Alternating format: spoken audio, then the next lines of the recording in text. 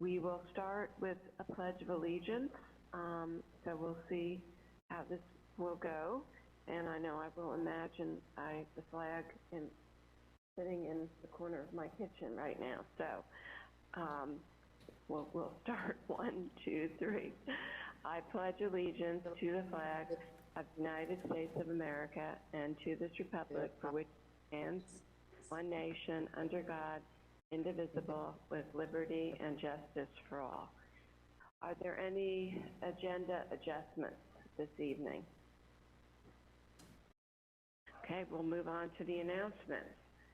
Due to the concerns regarding the community spread of COVID-19, Durham County government and the City of Durham have combined their stay-at-home orders. To read this order in detail, please visit the Durham County website, also the City of Durham website. You can also find frequently asked questions on both websites and lots of other information. Durham County is committed to providing resources for small business support, employment opportunities, and temporary changes in state, federal, corporate policy. Please visit the Economic Development COVID-19 resource page, also located on the Durham County government website. Again, there's lots of resources on the City of Durham and Durham County websites for business information. Also, the Chamber of Commerce and Downtown Durham Incorporated also has lots of good business information. And before I ask if other people want to share other announcements, I do want to add one thing to our announcements, which is a message about the census. As many people know, the census information was due to be completed on April 1st, 2020. You do have time to complete that information until, let's see, the date in August 14th is actually the deadline to submit your information. We fill out the census information every 10 years. This is the time that the federal government does a count of everybody who lives in the United States. It has nothing to do with whether you are a citizen or not. It's really about counting every single person who lives in our country, and for us, most importantly, everybody who lives in Durham County.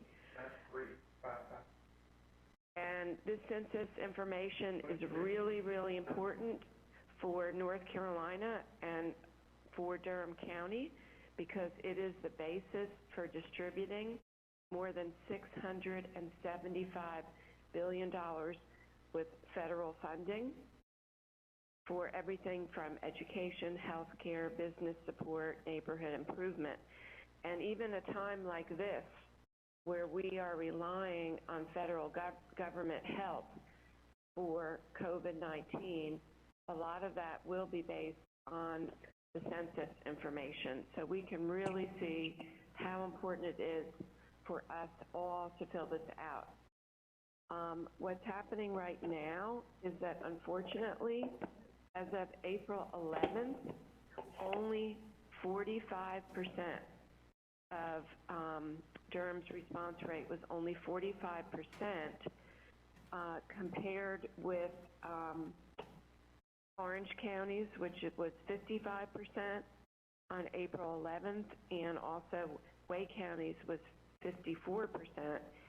And we know that we are aiming for an 82% response rate, and 10 years ago, in 2010, we only had a 75% response rate. So we are really asking everybody, especially when you're sitting at home and maybe have more opportunities to take care of something like this, please, please, please fill out your census information.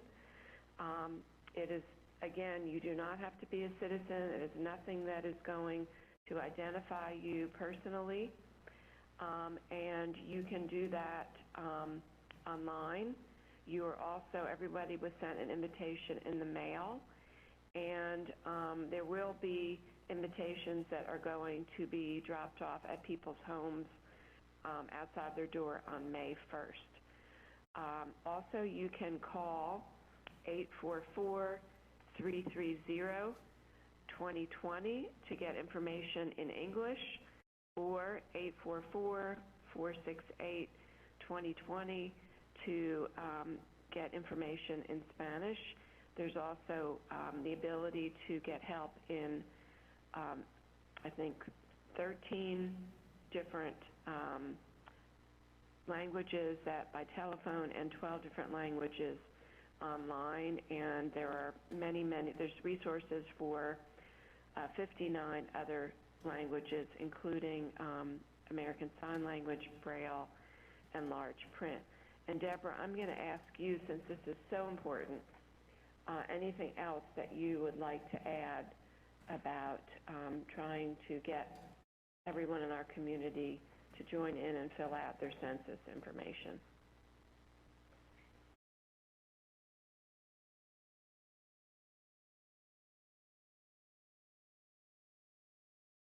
And anyone who's having trouble muting, I think you need to press ***, and then you can unmute your phone.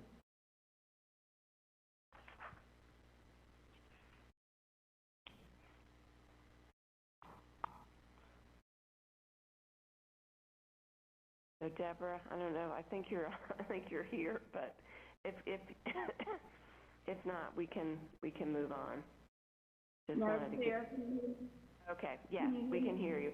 Anything else you wanted to add about the census? Because I know you're one of the leaders of that effort. So while you're waiting, Deborah, this is Commissioner Howard, Madam Chair. Can you hear me? Oh, yes, go ahead, sure. While you're waiting on Deborah, I just want to, for the citizens that may be on the line or may be listening, I just wanted to address them. I know that most of their commissioners seem to be missing in action lately with this virus, and they are not seeing most of the commissioners. Just know, I just want to let them know that we are here. We're trying to make sure that we stay safe, so that if we interact with you, that you are safe.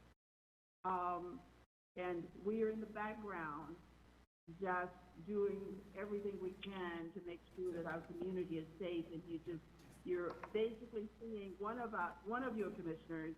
You're not seeing all of us, but just we're all here. And also our systems, technology, phones have been down, but just know that we're here for you. Thank you. Commissioners, I apologize. My screen went crazy a little bit, but absolutely, it's important that we continue to press the message of the census to tell everyone that it's easy to fill out and that dollars count. Everybody in Durham gets $1,600 for services, for hospitals, for schools, for the things that we need right now during this COVID virus. So again, it's more important than ever that our citizens fill out that form.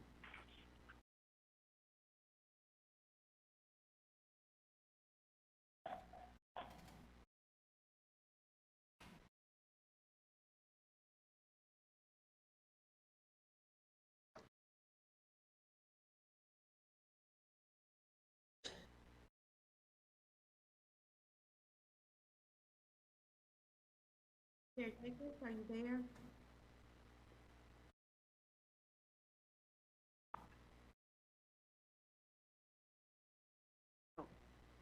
I'm sorry, did you hear me? I accidentally muted myself. Can you hear me? Yes. Okay, I'm sorry. Any other commissioners who wanted to share any announcements?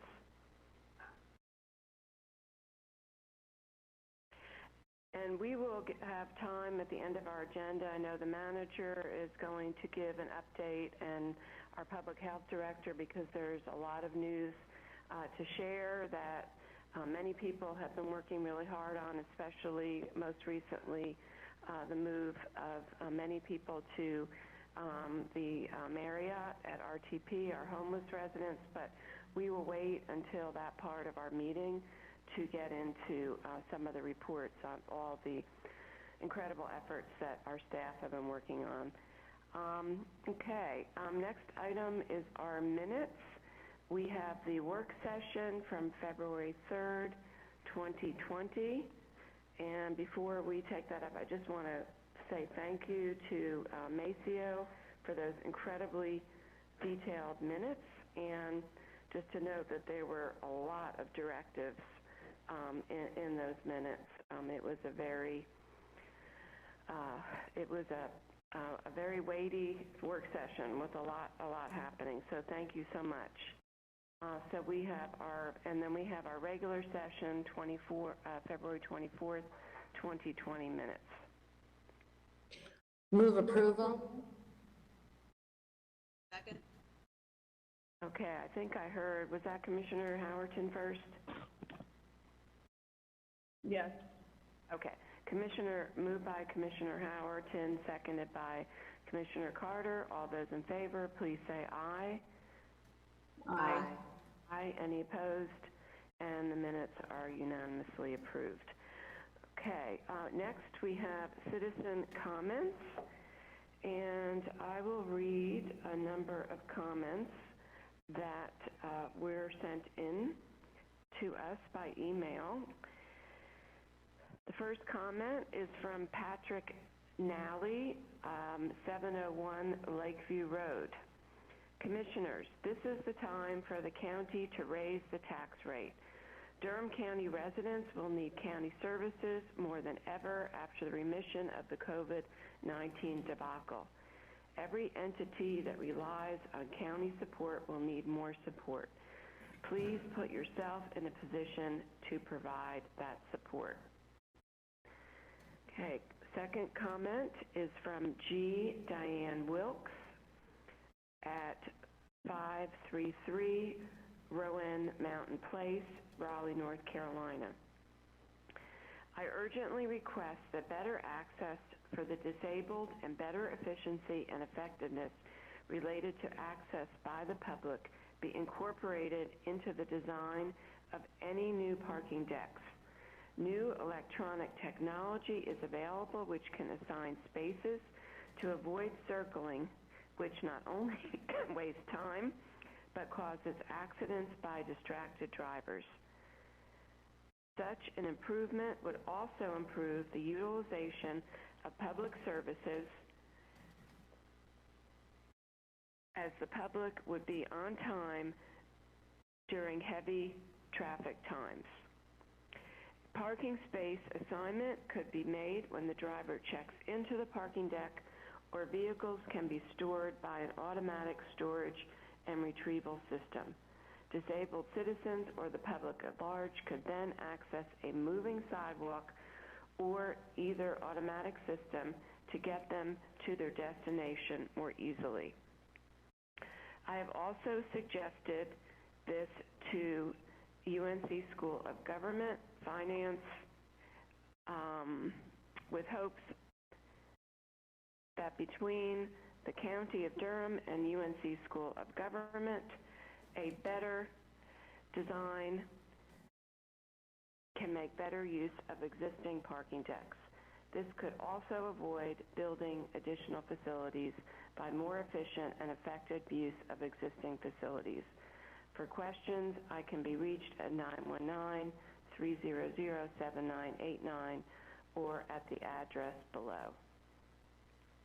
And comment number 3 is from Justin Kretschmar, who works at Carolina Outreach, LLC. My name is Justin Kretschmar, and I'm a clinical social worker with Carolina Outreach in Durham, providing community-based mental health support to individuals with mental illness. I saw the press release from Friday about the approval of funds for the hotel rooms at the Marriott RTP, and that individuals in homeless shelters were being moved there. At this time, is there any way for individuals experiencing homelessness and are in the high-risk category who are not in a shelter to access this resource? I tried looking into the articles, press releases on this, and was unable to locate a specific contact or an answer to this question. I would greatly appreciate any clarification or direction on this. And I know that we did follow up with Mr. Kretschmar today, but Drew, could you please just respond to that question for anyone else who's also listening to that question? Yes. This is Drew Cummings, Chief of Staff for the county. Individuals who would like to make contact with our homeless continuum of care should call our coordinated entry portal at 984-287-8309. Again, that's 984-287-8309. Thank you, Drew. And could you also explain, Drew, just how this is, it's the same system that we've had in place?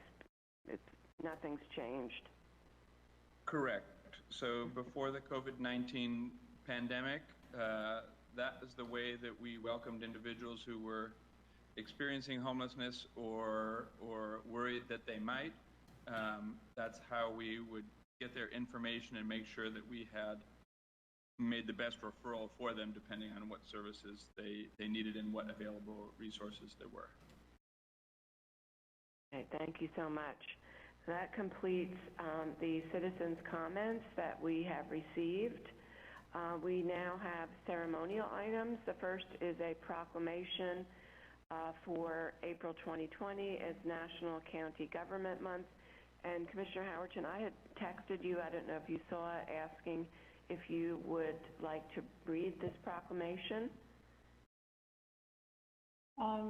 Sure. Can you hear me? Yes. Can you hear me? Yes. Let's see, which one is that? The national government? Yes. Okay. All right, just 1 second, let me pull it up. So, proclamation, National County Government Month. Because whereas the nation's 3,069 counties serve more than 300 million Americans by delivering essential and necessary services to create healthy, safe, and vibrant communities.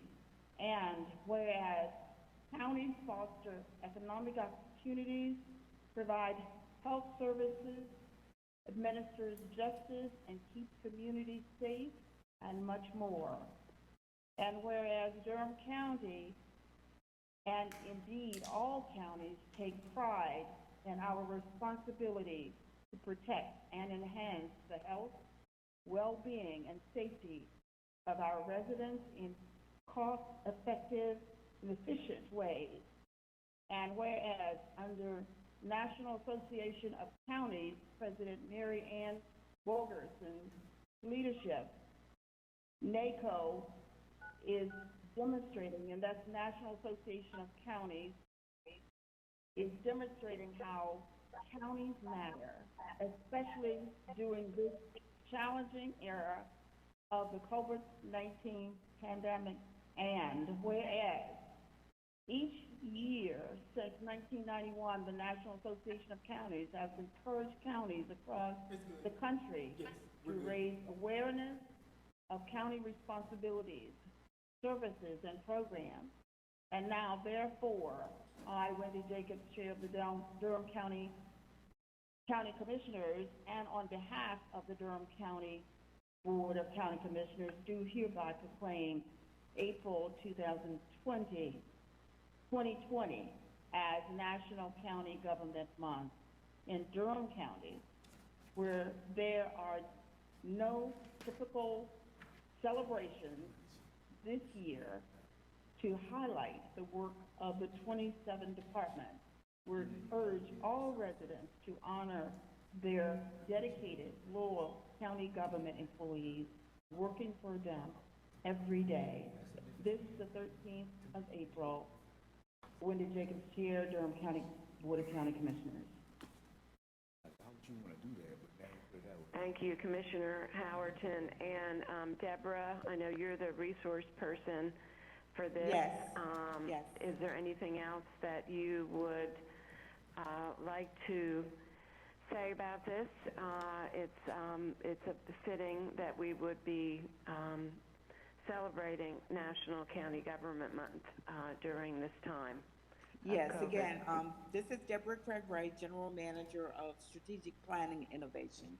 I would like to thank you, Madam Chair, and all the board for allowing us to come before you this evening to celebrate our employees in county government.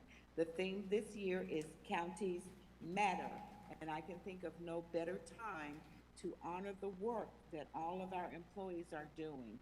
Clearly, they're on the front lines of this. Actually, Durham County is having two viruses. We're recovering from the malware virus, and of course, we are still battling, as are others, coronavirus.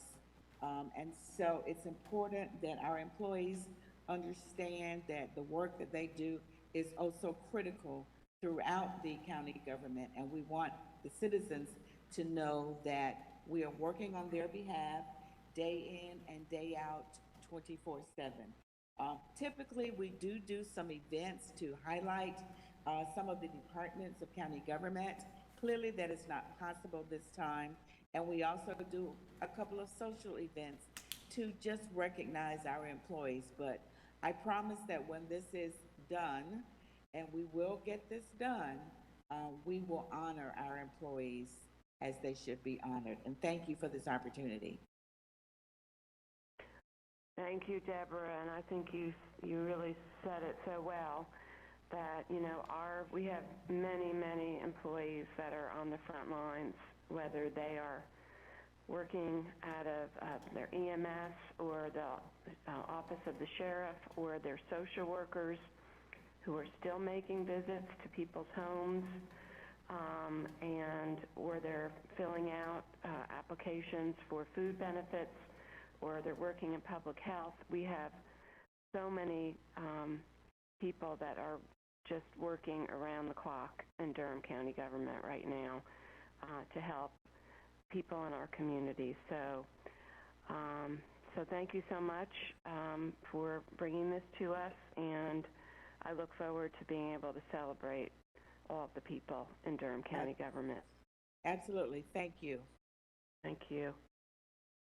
Okay, we now have a proclamation also for breastfeeding family-friendly community, and we have Love Anderson with us from the Breastfeeding Family-Friendly Communities of Durham, and so glad to have you with us tonight, Love.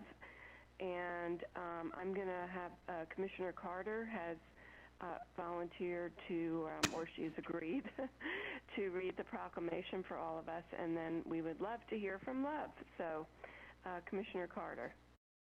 Yes, happy to read this proclamation. Proclamation, Breastfeeding Family-Friendly Community. Whereas families are a priority in Durham, and part of helping families to thrive is ensuring that they receive community support to develop and sustain healthy lifestyles. And whereas, according to the American Academy of Pediatrics, American Dietetic Association, American College of Obstetrics and Gynecology, American Academy of Family Physicians, and other leading health organizations, breastfeeding is the optimal food for infants. And whereas, a mother's decision to breastfeed her baby should be supported by her family and community. And whereas breastfeeding is associated with lower rates of childhood illness, such as obesity, diabetes, and infectious diseases, as well as reduced risk of maternal breast and ovarian cancers, and a faster recovery from childbirth as compared to formula feeding. And whereas breastfeeding promotes maternal-infant bonding, benefits the entire family, and is associated with lifelong health and development. And whereas collaborating with healthcare providers and community resources can positively impact breastfeeding success. And whereas a breastfeeding friendly community encourages families of all races and ethnicities to continue breastfeeding by providing a supportive and welcoming environment. Now, therefore, I, Wendy Jacobs, Chair of the Durham Board of County Commissioners, and on behalf of the Durham Board of County Commissioners, do hereby proclaim Durham County as a breastfeeding family-friendly community this 13th day of April 2020. Thank you, Commissioner Carter. And Love, are you still with us? I'm here. Oh, Can you hear great. me? Oh, Yes, all right. yes. First- Thank you so much for bringing this to us. And please share your thoughts and comments with us. Well, first of all, we'd like to thank all of our community members who are out there on their front lines helping to support everyone in our community, including our health workers. Our goal at Breastfeeding Family-Friendly Communities of Durham is to support all families in our community during this unprecedented and stressful time. We know that information and recommendations are rapidly changing, and it can be difficult to find the resources you need to sustain your family, especially during this time where we are often separated from parents and grandparents and health professionals and all of our community support. We've put together a resource list on our webpage, breastfeedingcommunities.org, to support all families so that they can receive support via telehealth. And our focus at Breastfeeding Family-Friendly Communities, whether it's breastfeeding, chest feeding, human milk feeding, we want to support all families, including those that use formula, whether it's planned or unplanned. We are working to be sensitive to every family's trials, tribulations, pain, exhaustions, and needs during this difficult time. There's a great deal of work that still needs to be done in Durham, but we are so grateful for the progress that we've made. And our definition of breastfeeding success is defined by each family's individual needs and individual family desires. Thank you so much for bringing this to Durham County. Well, thank you, and thank you for all the support that you and other people in the community are giving to mothers. And as you note, that now it can be a very stressful time for families, and I can't even imagine if you're a new mother what that must feel like as well. So thank you for all that you are doing right now. And I just wanted to give other commissioners a chance to share any comments at this time.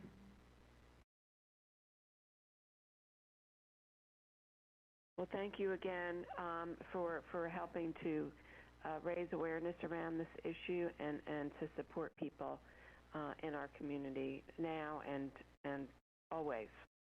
Thank you. Thanks so much again, Love. Thank you. Okay, bye-bye. And we will have in the future a written copy of the proclamation that we will get to you. Or Monica, will you email that to her, I guess? Can you send that to her by email, I guess, at this time? Yes, ma'am. I can send her an email with it. Okay, great. Okay, well, thank you so much. Okay. My screen has just gone blank a minute. Okay. All right. Okay, now we have our consent agenda, and since we really never had we didn't have a work session, I thought it probably would make sense, Mr. Manager, if we kind of go through each item one by one and let staff really discuss the item briefly, because again, we really, this is kind of almost like a combination of a consent item and a work session and a regular session. So we probably need to just take each item one by one and maybe briefly discuss it and see if people have any questions. So I'll let you take over with that, Mr. Manager. Thank you, Madam Chair. I hope that everyone can hear me. The first item on our agenda is item 129, which is essentially recognizing some state Department of Health and Human Services dollars at the tune of $195,954 for the purposes of us being able to do prevention and response for COVID-19. Our Public Health Director, Mr. Jenkins, is essentially the resource person on this, and I'd like to know if the board has any questions regarding this particular item. This is Heidi.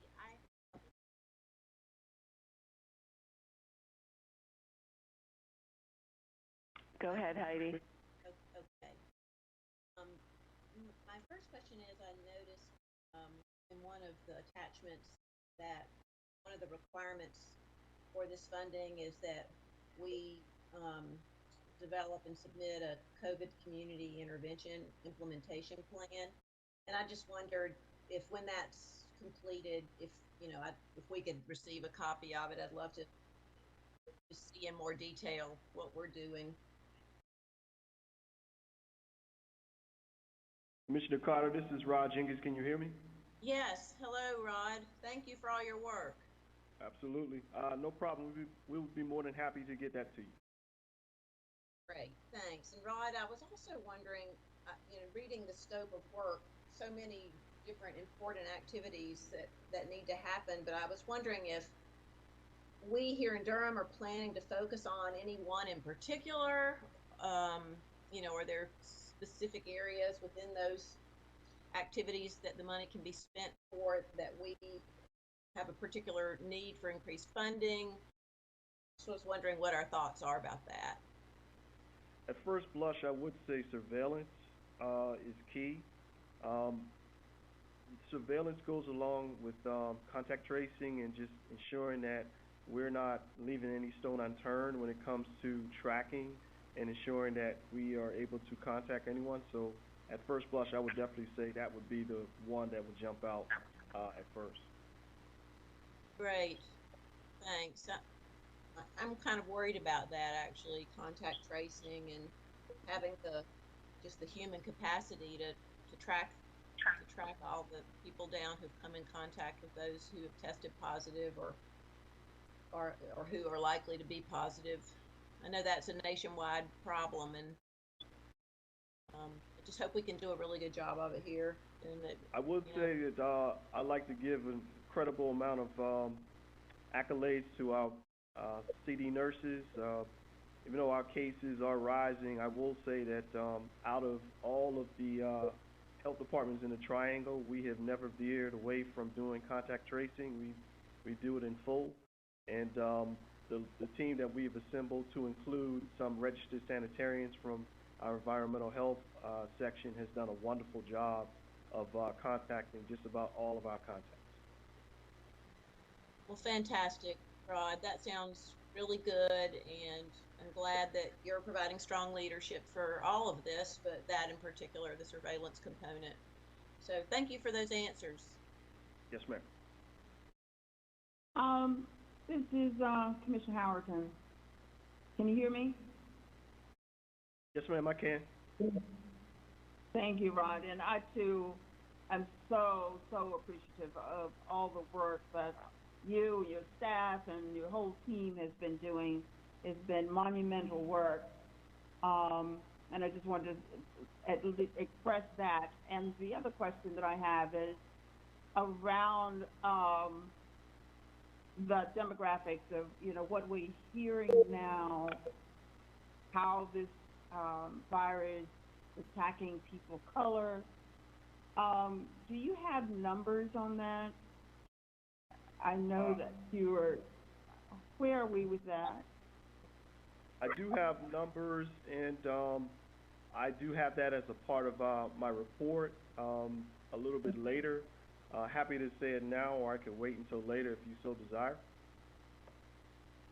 What's best for you? As far as reporting those numbers?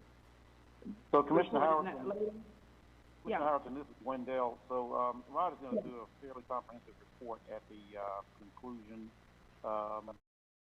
down near the end of the meeting, And so I would suggest Okay. that an opportunity to sort of weigh in on those issues then, if it's okay. Okay, fine. Okay, thanks. All right, great. All right. Okay, any other questions from any other commissioners? Okay, I think we're good on that one, Wendell. Okay. So, the second item, which is item 130, is essentially a execution of a pre-construction service contract with LaChase for the parking deck at 300 East Main Street. Perry Mans is our resource person on this, and we are happy to entertain any questions that you have. This is Commissioner Howard, and I have a couple of questions just for clarification. This was in our 17-18 FY 17-18 budget, capital improvement budget. Is that correct? Yes, Commissioner, that is correct. This was a part of that total $56 million for both the 300 and 500 East Main Street deck. And I also understand that it was not bidded out. There was no bid process.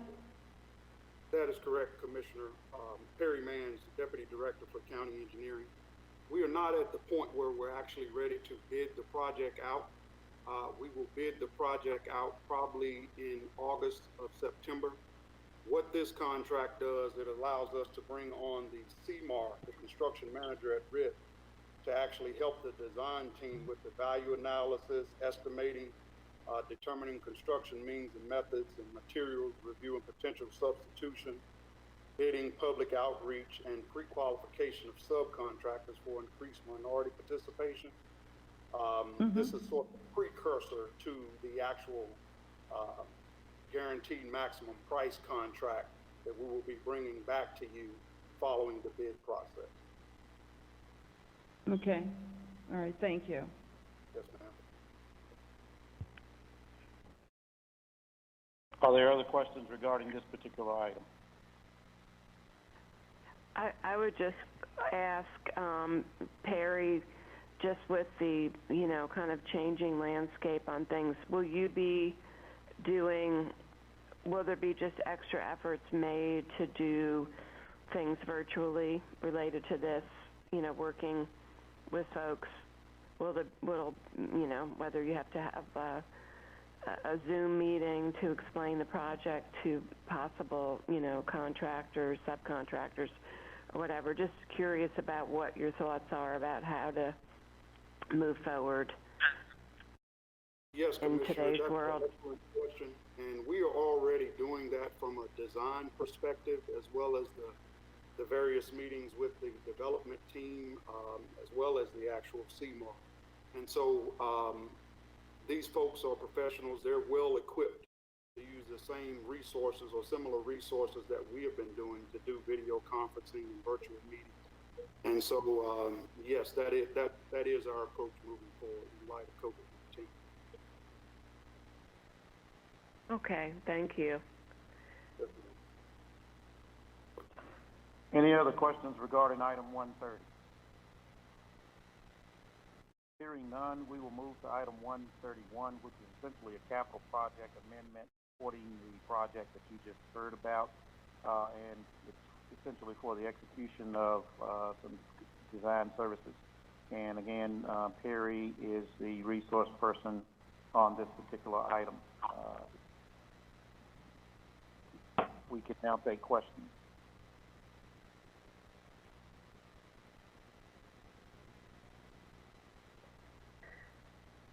So I had a question, Perry. I know you, in the previous item, you alluded to 22% MWBE participation.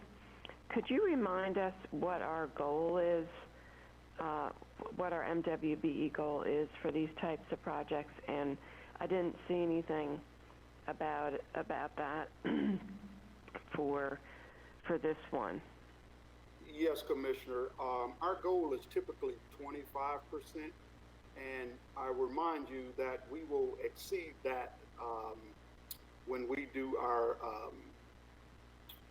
when we actually bid the construction project out. That's where we bring the subcontractors into the project, and that typically increases the participation significantly. This second contract is an amendment to Little's design contract, as they will be doing the design of the parking displacement that we're targeting up at 410 West Chapel Hill Street. And this is just a carryover to the previous contract that we've approved with Little.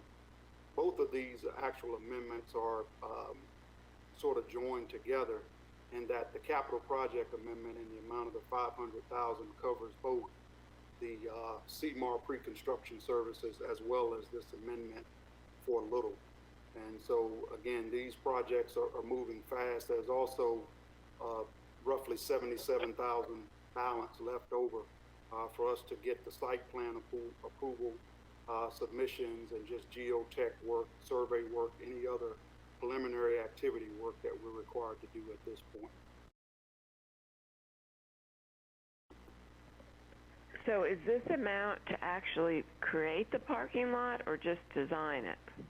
This is to actually design it, but again, this also includes some reimbursements for both the parking lot as well as like for the site plan submission on the 300 deck, some additional geotech work on the 300 site, survey work.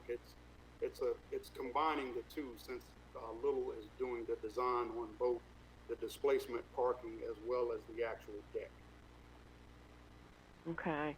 And just related to the citizen comment that we heard about handicapped accessibility, can you tell us about what will be the handicap features that are going to be incorporated into this deck? Because I know we are going to use the,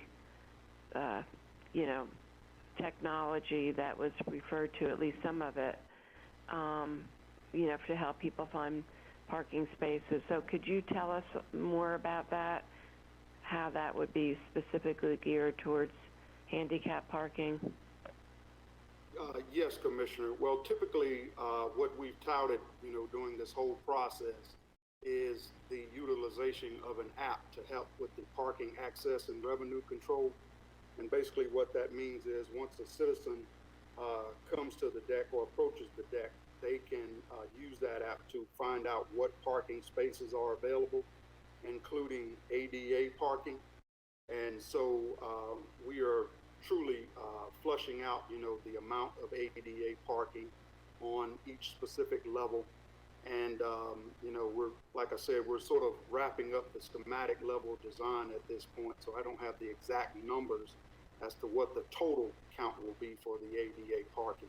But I do know there is a considerable amount based on what we've heard from the citizens that typically visit the Human Services facility as well as staff that parks there. And so that parking access and revenue control system is being implemented into the project. As far as some of the other citizens, the comments that were in that email, in terms of mobile sidewalks and automated storage and retrieval of cars, again, our projects are fiscally driven, and we will have to take a hard look at, whether or not that is attainable in a project such as this. And so, but as far as easy access to ADA parking, we will be addressing that one. That's a no-brainer at this point. Okay, thank you so much. Yes, ma'am.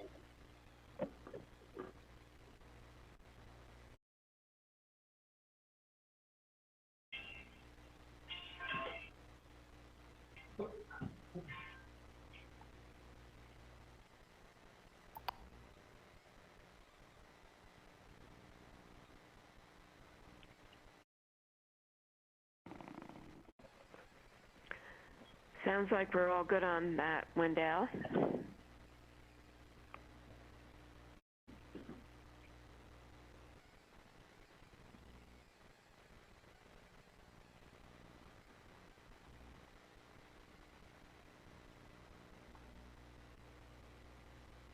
Did we lose the county manager? Okay, can you hear me now? Oh, yeah, we can hear you. All right, I so think- I had actually muted myself accidentally. So you said We there know were what no it feels. you said there were no questions on the conservation easement, item 137, correct?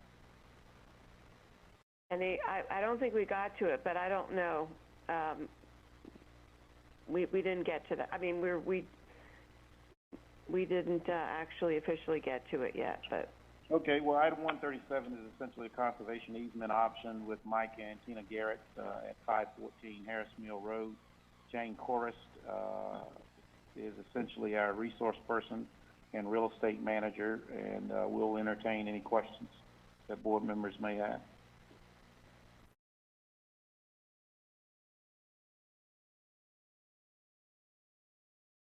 Okay. Hearing none. I just want to say kudos to Jay and your staff again. Thank you. You're welcome. All right. We will now move to item 138. Is essentially Durham Public Schools seeking the board's approval to purchase 2 parcels of land near Elementary School C in Southern Durham. And I think Matthew Palmer is essentially on the line with us to ask any questions that we may have regarding that particular item. Mr. Manager, can you hear me? Yes. I would like to just ask the school board person here, or the staff person, did they get appraisals for this property? Matthew, are you on? I am indeed, Mr. Davis. Thank you. Okay, very good. Thank you. Yes, and Commissioner, to your question at hand, both parcels are under contract for less than the appraised values. The county tax estimates. And so what we're looking at is doing the formal appraisal once we have a signed counter contract. But we've been waiting to ensure that the contract was an official contract before we invest additional resources during the due diligence period. Okay. Well, that sounds good, and I really appreciate the context map that was sent. Obviously, those parcels are important for the project. So that was very helpful. Are there other questions regarding this particular item? Item 138. No, I just say ditto to what Commissioner Recco said. Obviously, they're key parcels.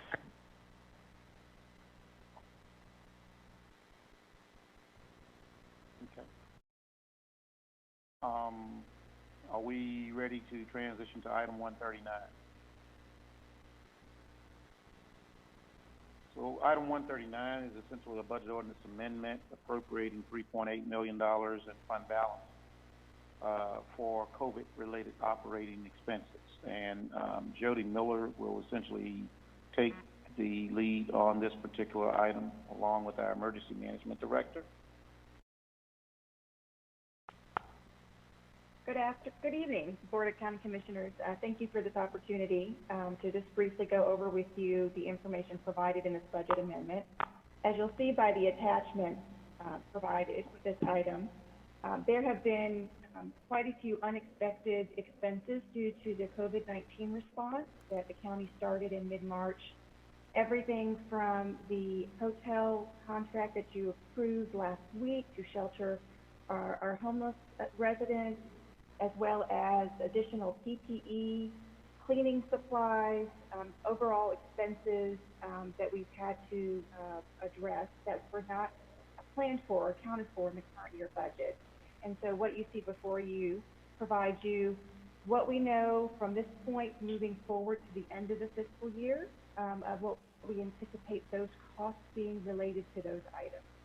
And Jim Groves, are you on the call as well? Yes, ma'am, I'm with you. Would you like to add anything else to that? And I'm sorry, I tried to turn my video on and it dropped me just for a moment. Could you refresh what the question is, please? Would you have anything else you'd like to share regarding the budget amendment? No, the budget amendment is really just to kind of help us cover our operational cost and the non-co-located congregate facilities. I think at some point in the future, we don't know where the end of this COVID-19 crisis will be, but we may be needing to come back to the board for additional requests should they come forward. So we're happy to entertain any additional questions that members of the board may have. This is Commissioner Howerton. I don't have so much of a question other than you could say more about, sometimes we get a lot of questions about fund balance and the usage of having it. And this is one of those times, it's thank God that we have it. So if you could say a little bit more about fund balance for anyone that's listening and want to get more understanding about what the fund balance is. So, Commissioner Howerton, this is Wendell Davis, County Manager. Our fund balance is essentially our savings account or our rainy day fund. And unfortunately, with COVID-19, it is in fact raining. And so subsequently, this fund balance affords us the opportunity to be able to address these critical issues that we are confronted with as we are in the throes of this emergency. And subsequently, as you read in the agenda action form, it is our belief, hope, and desire that these will be, in fact, reimbursable expenses for this emergency as we move forward. Thank you for that. This is Commissioner Carter. Heidi, I have a question also, and it also is related to fund balance. I'm just wondering, with the concern that the pandemic crisis is going to be ongoing longer than we probably want it to be, and that there will be additional costs that we're going to need to cover. After we appropriate this $3.679 million from fund balance, I guess my question is, what will our unassigned fund balance ratio be at that time? Like how much more money will we have in fund balance that we can spend on emergency needs should we need to do that? I don't know if Susan is on this call or not, but if you recall, essentially from our last audit, we were right at about 35%. Wendell, this is Susan. I am on the call. Okay, and, I'm sorry. and as you know, our goal is to have total fund balance at 35% with unassigned at 16. As of the end of fiscal year last year, we were not at our goal for unassigned. We were at our goal for total fund balance. So so we weren't at that goal for unassigned at that point in time either. And we've been trying to manage toward that goal. We were actually right in the process of fund balance when the system went down. So we're doing data validation now so we can pick back up and get everything posted up to date to be able to figure out where we think we might be.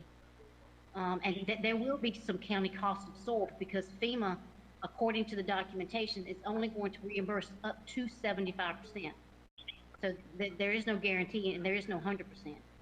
So, and that's what they consider to be allowable and approved. So that's why that we've been trying to make sure that we document. Right. Hopefully we'll get 75% reimbursement. That would be the ideal situation, right? If that's the most we can get. But so Susan. And also there's some other funding sources that we've been welcome for, like the $194,000. That's an additional funding source. So FEMA, you have to absorb the other funding sources before FEMA will kick in anyway. So while that's another funding source, that comes off the filing before FEMA comes into play. I'm just concerned that other priority needs are going to arise, and if we're already below our 16% unassigned fund balance ratio goal, how much money do we have left in our savings account that we can use to cover some of these needs. How much more would you all say we have to spend without being worried?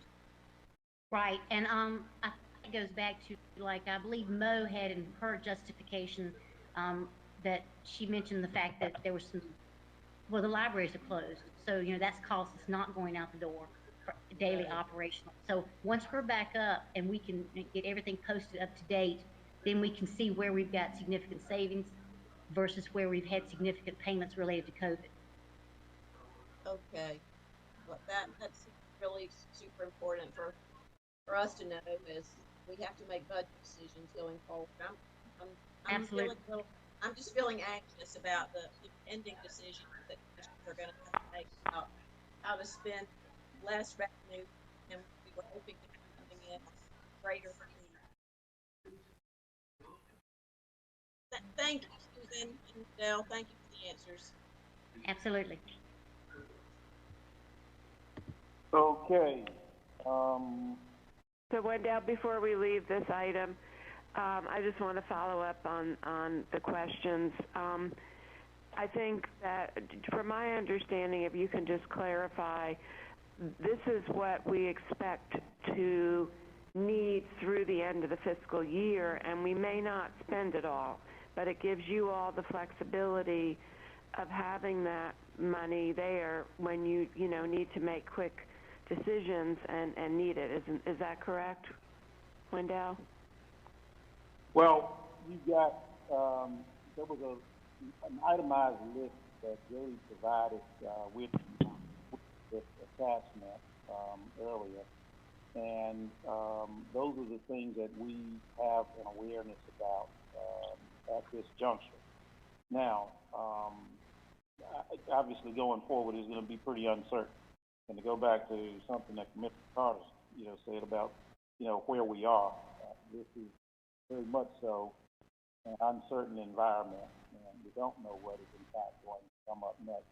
One of the things that we have to think through, essentially, is when the time comes for us to begin reopening our operation.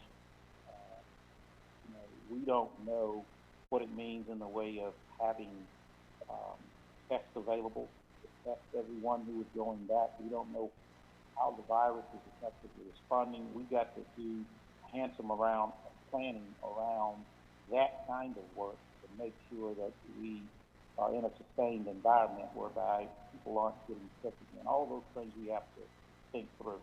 And so I know that's a long answer, but this will provide the funding that we need right now to address what we believe are critical needs, with a fair amount of uncertainty still out there. Right.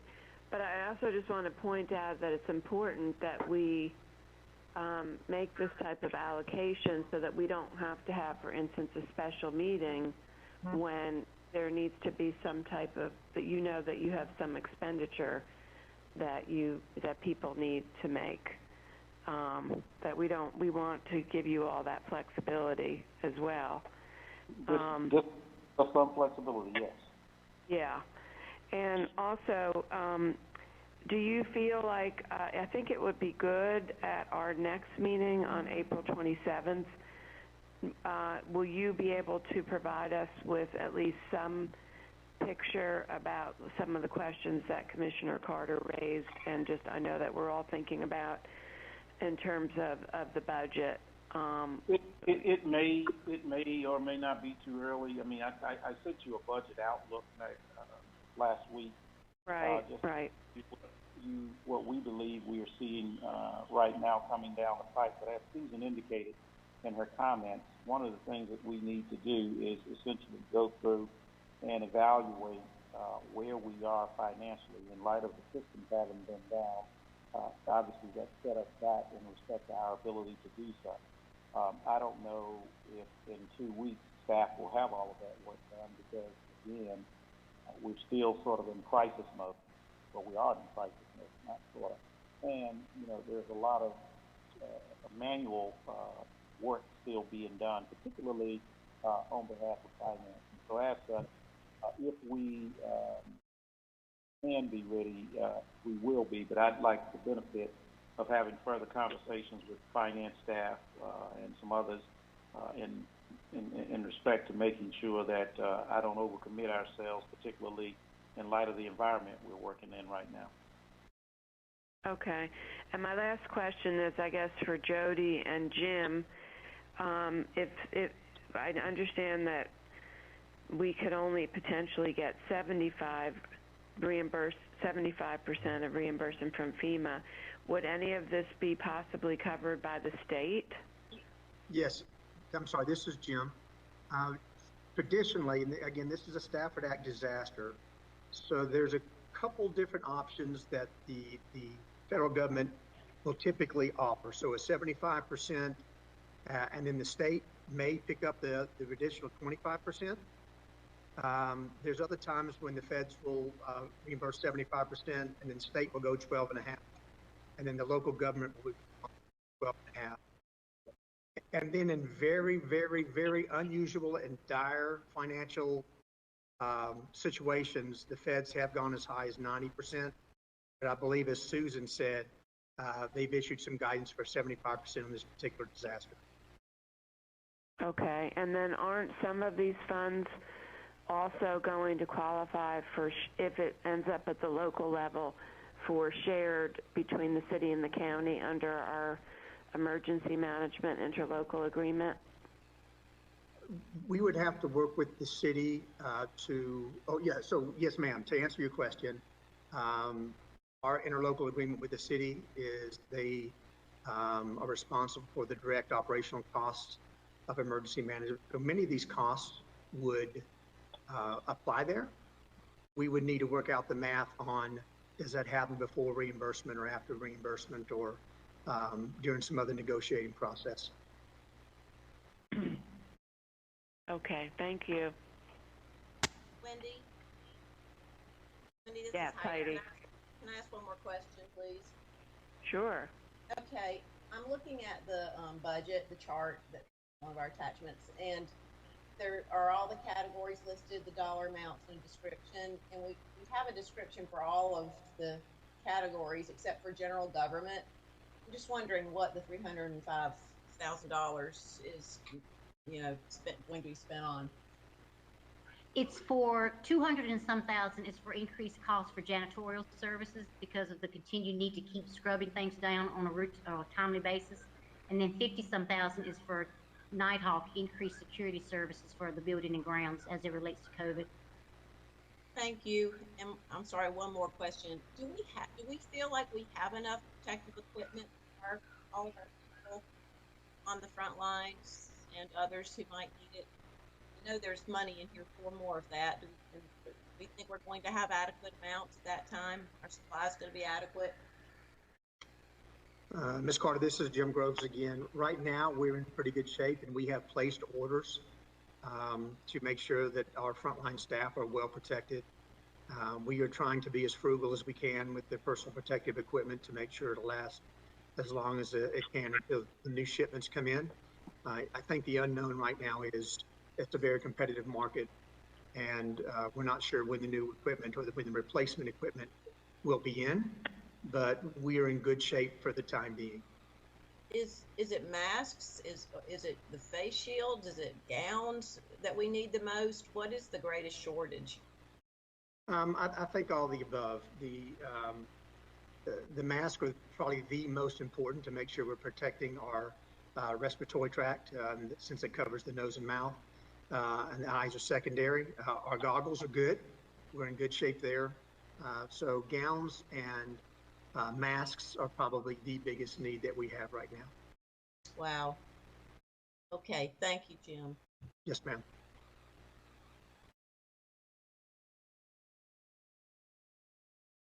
Madam Chair, if there are no other questions, I think that concludes our consent agenda. Okay, great. So I would entertain a motion to approve all of the consent agenda items. That's 20-0131 through 20-0139. Move approval.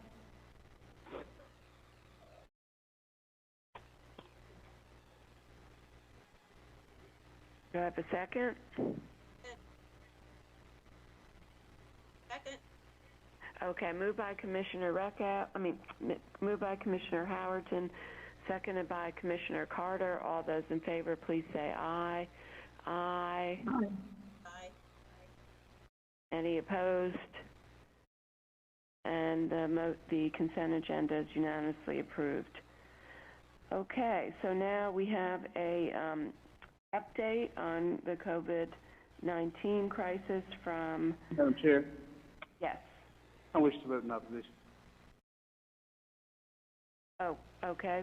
Commissioner Hill, okay, has voted no.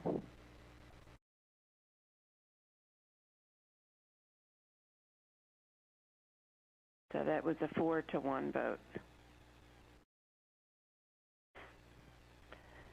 Okay, so then we have update on the COVID-19 crisis, and I guess I'll turn that over to you, Mr. Manager, or Rod Jenkins, Director of Public Health, whoever is going to lead on this. Maybe it's you, Rod. Madam Chairman, our Public Health Director will lead this discussion. Okay, great. Thank you.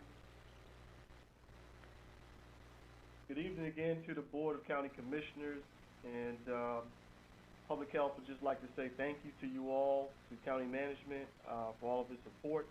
And we certainly thank Emergency Management for its partnership in this COVID-19 response. I've learned a lot about emergency management, and I believe that we've gelled together really well to create a fantastic response thus far in the face of some serious circumstances.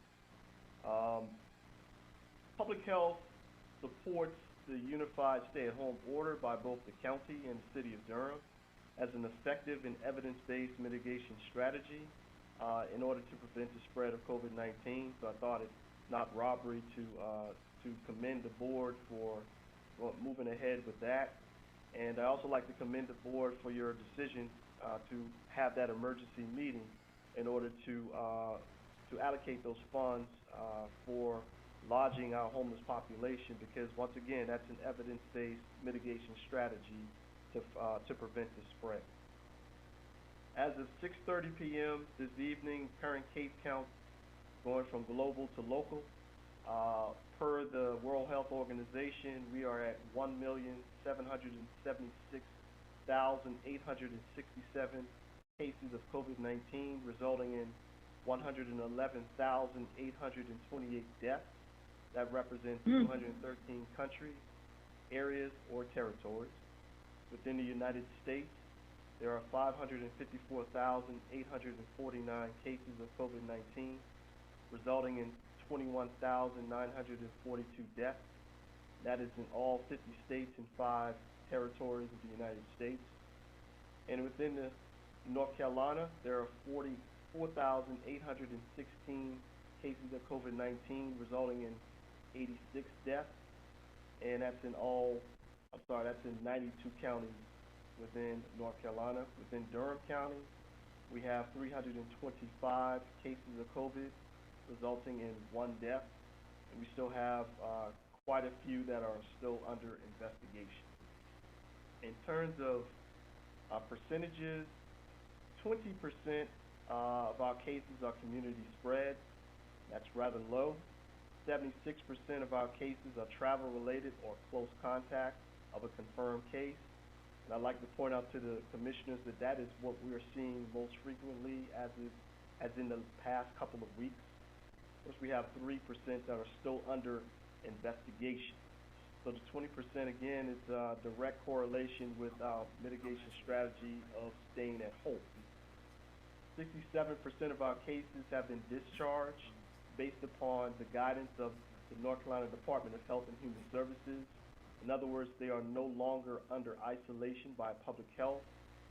So we'd like to say that they are in recovery. 85% of our cases are under the age of 65, with 15% being over the age of 65. That's the highest at-risk category that we have here in Durham County, and I'm glad that number is low.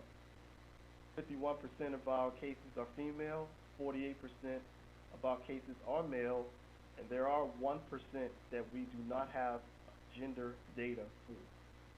We do have outbreaks at 3 long-term care facilities as reported by the media outlets on today, and we are vigorously working with those facilities as well as all other facilities in Durham County. Last Friday, we did conduct a webinar that was well attended by the long-term care facilities in Durham. We had great participation. That webinar was recorded for later use and later reference. So we continue to make progress on that front. Within the Emergency Operations Center, we have formed our long-term care facility and congregate living task force, whose aim is to bring greater awareness and to visit on-site, if need be, whenever there is an outbreak. We're also proud to report that we are looking to receive support from Duke Medical Center from their population health and physician assistant program to further enhance our contact tracing efforts, and that should be underway within the next week or so. We continue to enhance our screening at the Health and Human Services building for our Emergency Operations Center staff and our Health and Human Services employees and clients. At the direction of our General Manager, Joanne Pierce, we being ourselves in DSS, have successfully reduced our hours of operation in an effort to protect not only our citizens, but our most valuable assets, which is our human resources, in an effort to make sure that they're not in harm's way and reduce their exposure to people entering the building. In terms of public information updates, we have issued press releases about long-term care facilities and COVID-19 outbreaks, as evidenced by the press releases sent out today. We finished receiving our stay-at-home video submission for the first video. Special thank you to our chair who submitted her video on Friday, and that's to be shared and published on tomorrow. We created and shared new graphics for mask guidance, wearing masks, I should say, and for the state executive order that went into effect at 5 p.m. on today, and that's the newest executive order. We issued press releases about long-term care facilities and the COVID-19 outbreak, just in general. And what I've been doing for the past 5 weeks is filming a weekly health director update to further explain and to have a personal connection with our general public as it relates to questions that we've received on social media regarding COVID-19. At this time, I will turn it over to Emergency Manager.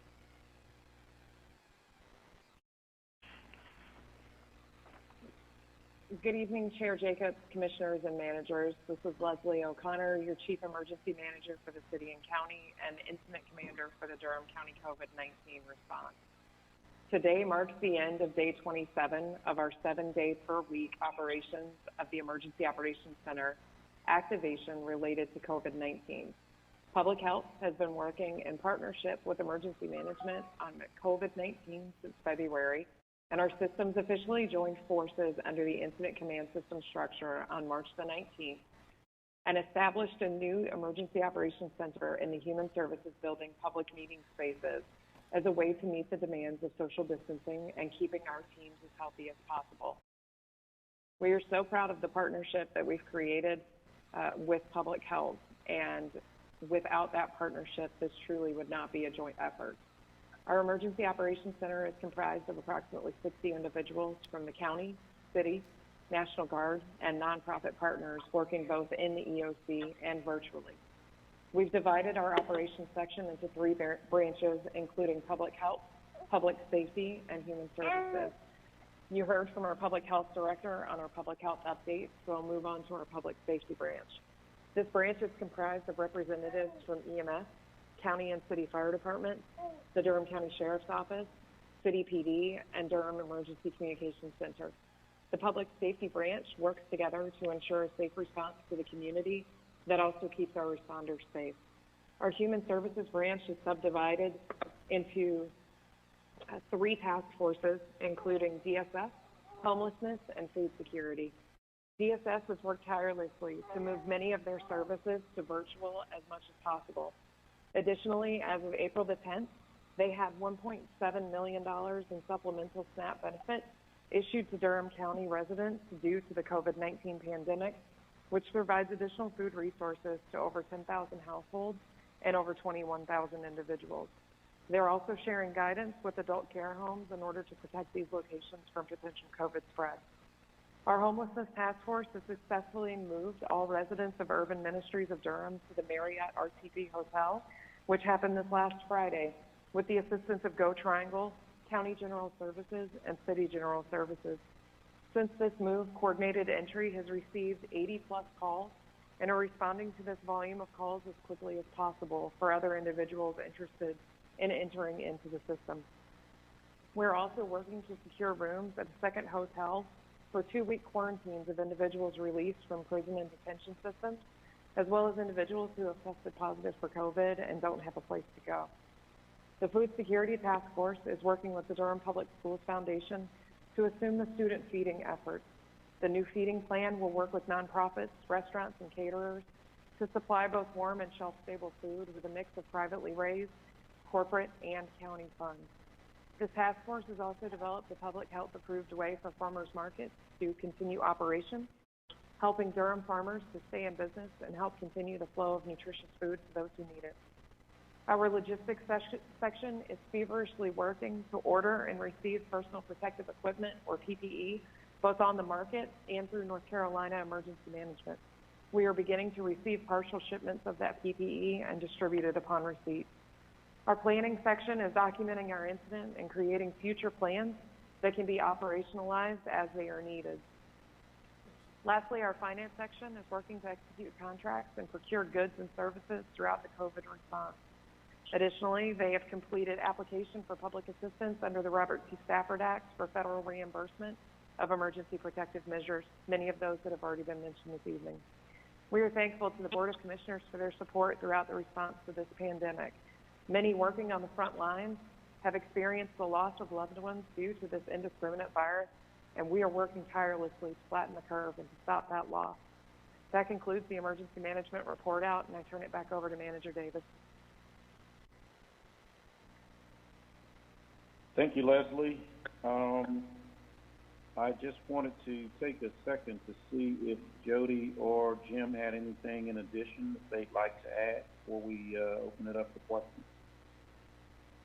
Mr. Manager, this is Jim. If I could, really want to recognize the staff in the Emergency Operations Center. Leslie and her group has done an amazing job. Public Health, Rod and his team have been truly amazing to work with, and it's been really, really collaborative. Ben Rose and his team with the SNAP, I think they're going between 200 and 300 SNAP applications every day. A tremendous lift. You know, from the Fire Marshal's office, staffing logistics, to the EMS captains filling in the planning section. Our medic units are responding nonstop. In some cases, we're seeing an 800% rise in certain facility transport. And our staff are doing this without complaint. They're showing up, and they're doing just an incredibly amazing job. So just wanted to point that out to the board. You have an amazing team there working for our community. I'm just so proud of them. Jim, This is Jody Miller. I would echo Jim's comments, and I don't have any additional details to add. thanks, Jody. Joanne, did you have anything you'd like to add? Yes, this is Joanne Pierce, General Manager for Goal 2 Community Health and Wellbeing. I just want to echo every single word that Jim said about this amazing staff that we have in Durham County government, working tirelessly to do the work that they're doing. And the behind-the-scenes work is just extraordinary. Thank you. Commissioners, one thing I did want to sort of weigh in and say, and you heard Jim mention it earlier, as well as Leslie, I believe, in their comments, they talked about essentially the need for a second quarters or a hotel. And so when we talk about, you know, a lot of the uncertainty that's associated with how we move forward, obviously those are the kinds of issues that sort of avail and emanate themselves oftentimes on a daily basis in respect to what the planning units confronted with in the EOC. And so I just wanted to make sure that, in light of these challenges that we're facing, although they mentioned it, that, it's not overlooked in respect to a potential future need. So at this point, I don't have any additional comments. I'd like to open it up for any questions that the board members may have. Mr. Manager, can you hear me? I can. Okay. I want to thank all the staff. Those were excellent reports. I did want to follow up with the public health director. My question is, there was an article in today's paper about a woman, an employee who attempted to wear a mask at a local nursing facility and was actually disciplined for it and sent home and I guess fired. And that was after the county put out a directive asking for masks. What bothers me is those directives don't appear to have been implemented, at least at that facility. I don't know if others did. But we have such a fragile population in these facilities, and I just wonder what the status is, and are people going the extra mile to try to protect such fragile and vulnerable residents in these facilities? Thank you so much for your question, Commissioner Reckow. And I'll follow up by saying that we did not only make the call, we also dispatched our environmental health director, Mr. Chris Salter, to that facility. And we did follow up, and without going into too much detail and without naming names, I will say that a lot of the information that was published was found not to be accurate. And I'd be more than happy to share with the board, our findings from that particular situation. And I think once you read what was published and the feedback that we got from our environmental health director, you will understand everything that I'm talking about. I see. Okay, I guess we can't always trust what you read. But the follow-up is, in general, are you satisfied that most of our facilities are taking appropriate precautions? Commissioner Reckow, I will say that prior to COVID, our COVID numbers increasing, we did dispatch our environmental health specialists to all of those facilities. We did provide literature. We did provide on-site education about COVID. And most recently, we did require them, or humbly requested them, to put themselves in harm's way and to revisit these facilities. And that was met with a thumbs up. They said, we've talked to the same individuals, they get it, they understand. So to definitively answer your question, ma'am, the answer is yes. I do feel as if, by and large, the majority of the businesses who deal with this fragile population do want to do what's right. They do listen to the directions they receive. And, we're ever so careful not to let one particular situation represent the whole. I hope that answers your question. It does, and I appreciate that you had the staff actually, and there's nothing like actually going out and seeing what's going on, so I appreciate the staff doing that. putting themselves in harm's way. But on the other hand, we have thousands of people in Durham in these facilities. So it's very important that they're being treated well. And so I appreciate the work that you did to investigate that. Yes, ma'am. And also, Commissioner Reckow, as a follow-up, we did, we devised a plan last Monday to create the webinar for these different facilities, and we wanted to record it just so they'll have a reference. That webinar was attended by myself, a medical director, again, Mr. Chris Salter, our environmental health director, and our CD nurse, Ms. Kathy Hines. And we wanted to create this open forum, but more importantly, we wanted to create this avenue for them to go back to. And as mentioned, it was well attended, and I was pleased at what we produced in such a short period of time. Good. Thank you. Yes, ma'am. Are there other questions regarding this particular update? Hi, this is Heidi. I have a couple. First of all, I'd like to say the reports make me so happy. They're great to hear. It's great to hear these details. And I was wondering if we could get copies of the reports, if that would be something that would not be burdensome to ask for.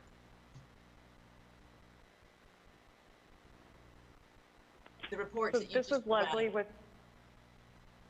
with Heidi, Emergency Management. I don't think that will be a problem. We can forward those reports. Oh, that'd be awesome. Thank you for that. They were just filled with good details. Thank you. That'd be great. Let's see. Probably most of my questions, I don't know if they're mostly for public health. This is kind of a general question, but I'm just very interested in the testing protocol. And I'm wondering if Durham has its own testing protocol, or does North Carolina have a testing protocol that all counties consistently use? Or does it vary between public and, private medical facilities? I just am real curious about that. I think it's an important data point, the rate of testing. Just curious. Commissioner Carter, this is Rod Jenkins, Public Health Director. It varies, and as you well know, and has been highly publicized, it mainly varies based upon the ability to get the test kits. And I'm pretty sure Leslie will attest that it seems to be that if you're in a crisis and you go through WebEOC, through emergency management, you're able to get your hands on tests at a much more quicker rate than just the state being able to just on their own give us a plethora of tests on their own. So that's one point. The protocol has been established by the North Carolina State Lab as far as testing. So all counties follow that protocol. However, there's three major players as far as labs are concerned, and it's quickly expanding every single day. Every call that I'm on, Commissioner Carter and other commissioners are telling us to be leery of these fly-by-night commercial labs that are, really trying to get a quick buck. Things like, reporting and how they, protocols for their assays are things that we have to look for. I'm very fortunate to have a very thorough lab manager who understands the intricacies of that. So those are the things that we are up against. But I will say that the state has been very accommodating with our most recent situations with 3 long-term care facilities, and we certainly have a lot of test kits on the way. Thank you. What a challenge. And the one reason I ask about it is I know that we've reported in Durham that we have a lower rate of infection than other parts of the state, and that our rate of infection is decreasing, and it's due to our social distancing measures. But I just wonder if we can actually even say that if we don't know what the testing rate is from community to community. it seems like that would really be important, that we all are testing in the same way and at the same rate in order to compare our infection rates. Am I thinking correctly on that? I think you're spot on, Commissioner Carter. Testing is definitely being hampered by the lack of test kits, and nevertheless, you can only go by what you have available and the data that you have at your fingertips. And as it stands right now, Durham is doing extremely well in terms of the rate of community spread, which is right at about 20% by our calculations and the folks that we've been talking to with Duke University. The rate of increase of, I guess, us going up the curve, as you would say, last reported was right at about 7%. So, we have definitely something to be elated about, but again, the fight goes on. And as I said to my my staff, again, it's one team, one fight. We're all in this together, so the only thing we can do is just continue to take things one day at a time. Right. Thank you for that. Do we have any additional information on the jail and how we're doing in protecting those who are incarcerated and those who work there, what our numbers are? I have people ask me about the jail a lot, and of course we're not over that, directly. So just wondering if anyone has any more information on that. Yes, ma'am. While I don't have numbers, I can only go by what the sheriff himself said on the last multi-agency coordination call. We call it our MAC calls. And he did attend the last one, and he did indicate that there are no positive cases of COVID at the jail, and they're taking every precaution to screen properly, temperature checks. They're isolating individuals, well, not COVID positive, but making sure that they stay inside their cells. Every precaution that we could ask. And he is saying that he is following the CDC guidelines for correctional facilities. And I know personally, I've sent him those instructions myself. So I guess it's safe to say, I don't want to speak for him, Commissioner Carter and others, but he said that they're doing well and holding their own in the jail. All right. Well, that is good to hear. And I guess this last question of mine is more just a sort of county government operations question. I'm just curious about the number of employees or percentage of employees, or just an estimate, not an exact number, but that are able to work from home and that are able to do the majority of their, work responsibilities from home. And, have we had to change any of our HR policies because of COVID? We changed, we have drafted a set of new emergency policies as a result of COVID. We started out probably 3 weeks ago capturing those statistics in respect to how many folk were at home. Of course, since that time, we have thinned out the organization even more. When it gets down to a hard number in terms of the number of people who can work at home, I can't tell you what that number is right now at the top of my head, because we have sent additional folks home, particularly in light of understanding that over the next couple of weeks we were anticipated to get a spike. But we can gather that data and have it available in the future. Well, that would be good. I mean, I'm really just thinking, is it ballpark? Is it 50%? Is it 75%? Is it 90%? Is it, what would you estimate? Are you talking about the number of people who are not coming to the office right now? Right. Yeah, I would probably say it's close to about 90%, maybe a little bit more. Wow. And some percentage of those are able to do their work, but not everyone. All right. But, there are needs, and so subsequently, you have some employees who may work at the library but they will come to the Human Services Complex and do temperature checks or, check people into the building. There might be employees that work within specific programs in the health department that, might be needed at the EOC or in some other, functional area where we may need a helping hand. And so, those options are open for employees.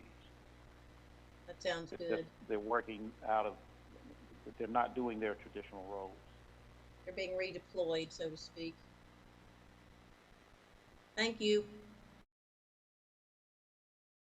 So I just want to follow up on my question.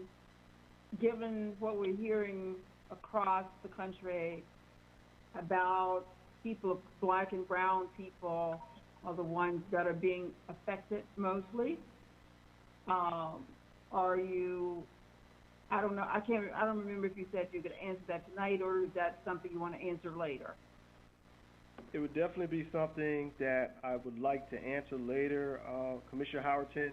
And reason being is that at the onset of Durham's numbers spiking, our numbers were skewed because we had a heavy influx of student travelers from Duke University, and that kind of threw the numbers off a little bit. Additionally, we knew that the state was not collecting that data, and most recently they started. So I will just say that's something that we have begun to collect. Additionally, I would also say that as indicated on the state's website, there's an enormous amount of data that is just unknown. They don't know the race, they don't know the age or gender. So those are all the things that we would have to work through, but we will definitely get that information to you. Okay, great, thank you. All right.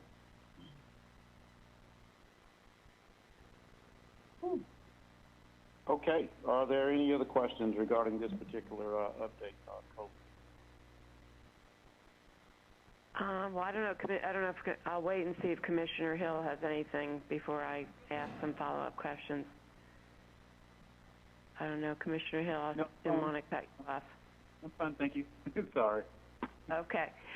Well, I just want to also echo what everyone else has said, which is that the amazing report that we got and the amazing work that is happening every single day with Durham County government, and also in collaboration with Durham City government, Durham Public Schools, Duke University, just incredible collaboration. So I really appreciate everyone. I really appreciate our board for acting so quickly last week. I mean, literally I guess it was like the day before or the day of that the day before we found out that, we had the authorization from FEMA, and also the state government had come through to fund, housing for homelessness. And I'm so proud of our board for acting so quickly, and for our staff all the homeless team that was ready to go Friday morning, literally the next morning, that successfully moved everybody. It was just incredible. So thank you for everyone who was involved with that. I want to follow up on a few things that were raised. Commissioner Howerton, your question about the racial disparities, I actually raised this last week on one of the MAC calls. I think it was Commissioner Recco had asked for the racial data, and I did put in that request, and also just had raised the issue of some of the racial disparities. And people have said it's linked to poverty, it's linked to just some of the other social determinants of health, and possibly underlying the prevalence of underlying health issues in the black community, like hypertension, diabetes. But be what it may, I do want to echo that, and that I hope there'll be an effort to partner with community groups like the Community Health Coalition, the Durham Committees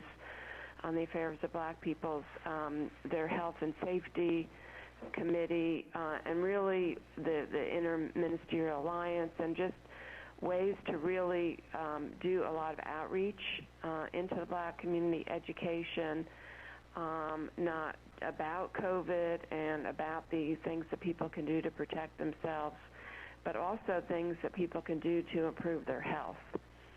So I guess, Rod, has there been any discussion within your team or within health educate, you've got tons of great community health educators. Has there been any discussion about just any of that kind of targeted outreach? Absolutely. I received an invitation from the Durham County Affairs of Black People to be a part of a Zoom conference on this very topic for next Tuesday. I believe it's the 21st. I've not been a little busy in the EOC, but not had an opportunity to accept that, but I just wanted to point that out to you. Additionally, in collaborating with Leslie and my general manager, Joanne Pierce, we did talk about the Racial Equity Institute and racial equity aspect of our COVID-19 response. And I'll just go ahead and punt it over to Joanne just to elaborate on some of the plans that we have coming up.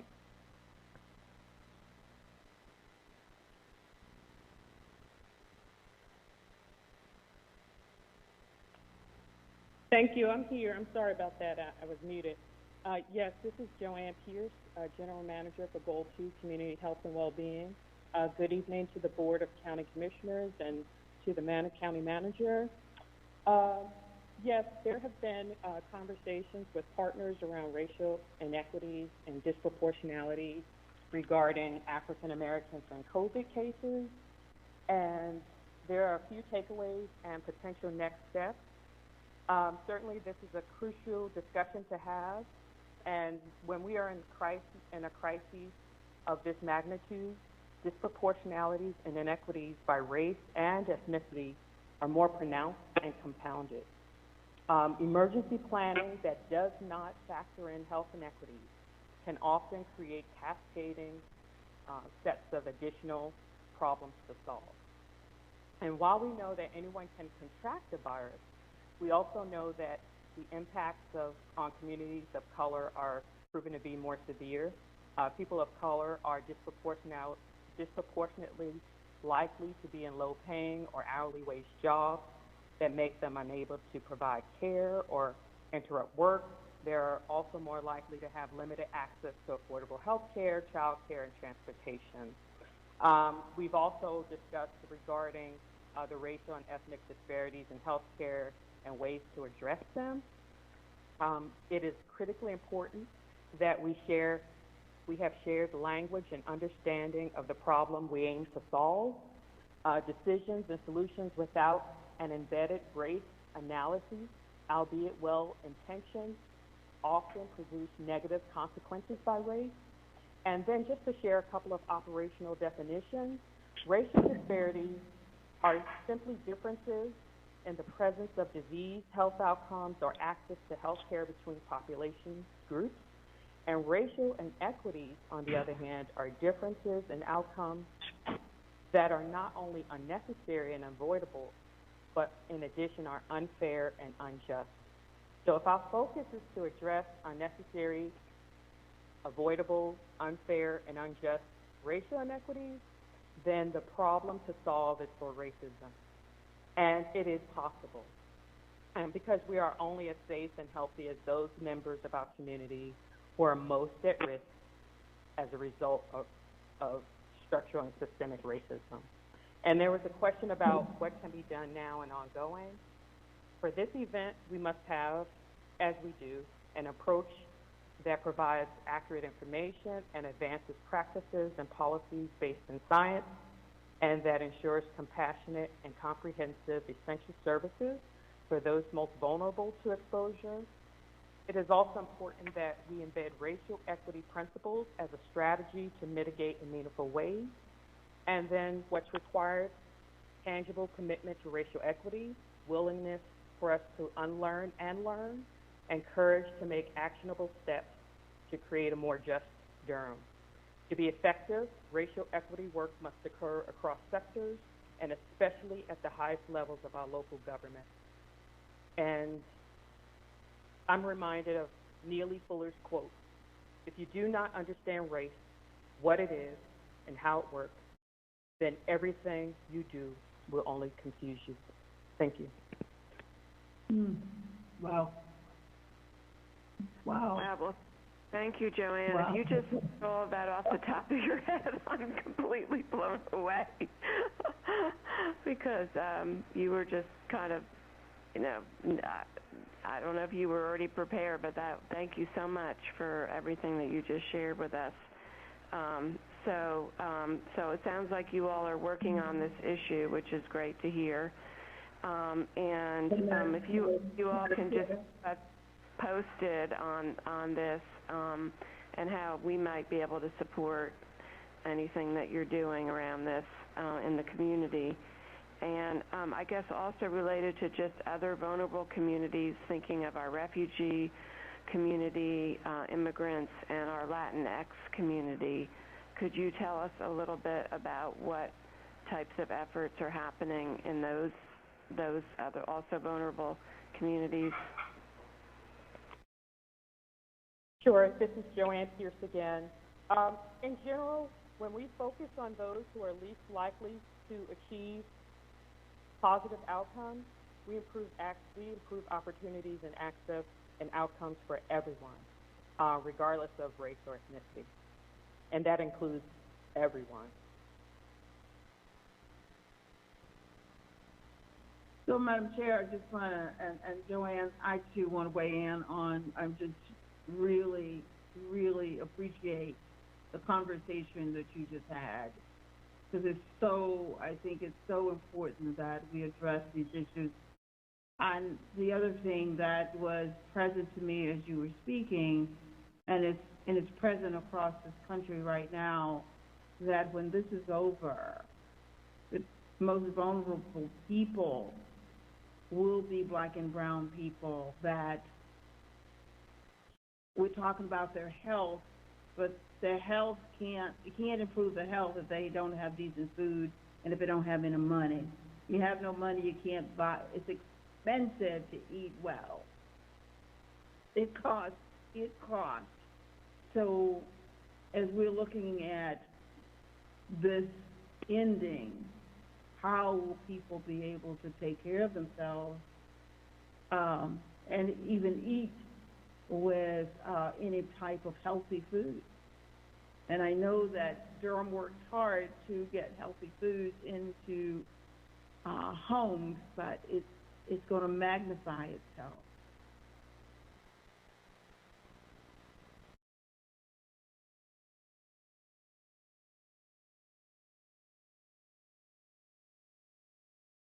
This is Joanne again. Thank you, Commissioner Howerton. And those are definitely the conversations that we're having. Currently, what's happening now, and also how will we mitigate embedding an analysis in a race equity lens right now, looking forward to what next, what will be the impact of what has already occurred. So thank you for that. Thank you.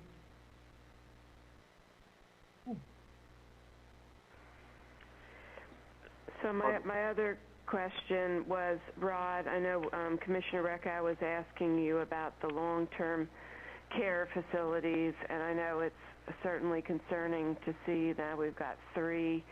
I know last week you already were ahead of the game and started a strike force, and that you're doing outreach. And now the governor has implemented today some stricter guidelines around the adult facilities and also stores, which I'm really glad about. I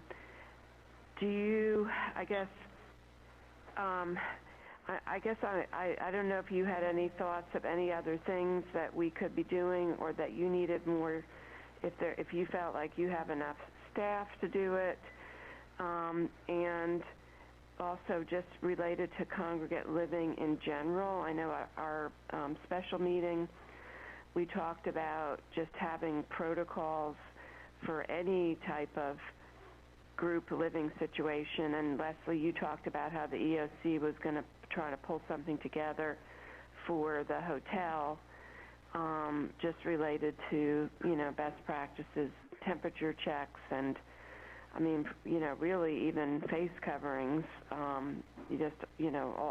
all the different things that really we should be looking at. I mean, I'm worried about places like, the rescue mission. I'm worried about TROSA. I'm worried about all the places that people are living in group situations. Of course, our seniors are our highest risk, but they're still, we're talking about racial disparities, or racial inequities, so that still is also an at-risk population and other places. So I guess wanted to hear from Leslie or Rod what your thoughts are about any other things that we could be doing for kind of congregant situations.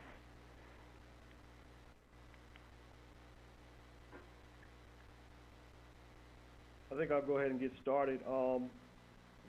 The main purpose of this long-term care facility, congregate living strike force within the EOC is to just be very aggressive in these sectors and just try their best to really think about all of those different things which you just mentioned, places that you just mentioned, just to make sure that we leave no stone unturned. As Leslie indicated, this is day number 27, and I can't say that there's been a day that I've been in the EOC that we've not thought or pondered or tried to come up with what else we could do to try to thwart COVID-19 spreading rapid inside congregate settings.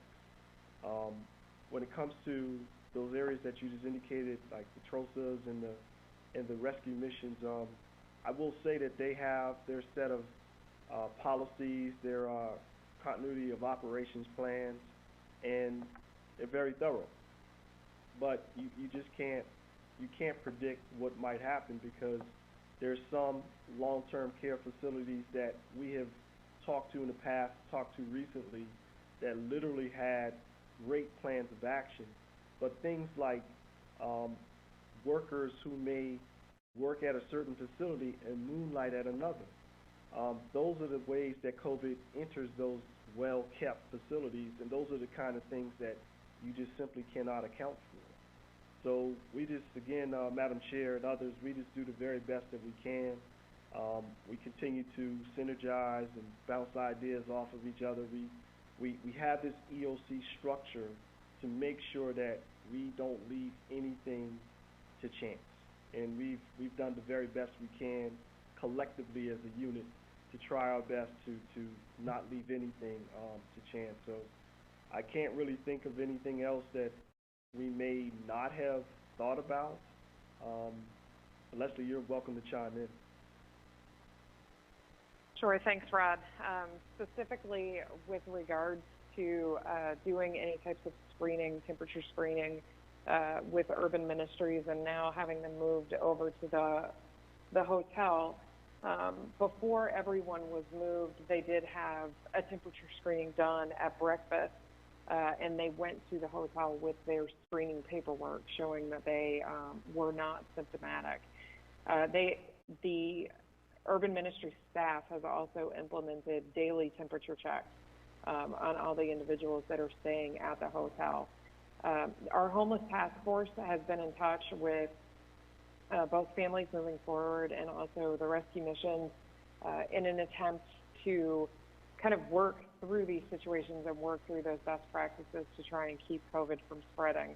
But I think that Rod really brings up a very, very important point that, unless these facilities, which is very likely to happen, but unless these facilities were to go into lockdown and not allow anyone to come in and out, COVID can be introduced in that manner. And it certainly is not an intentional introduction, but it's just an introduction within the system. And many folks do moonlight, and they do have multiple jobs in an effort to be able to make those ends meet.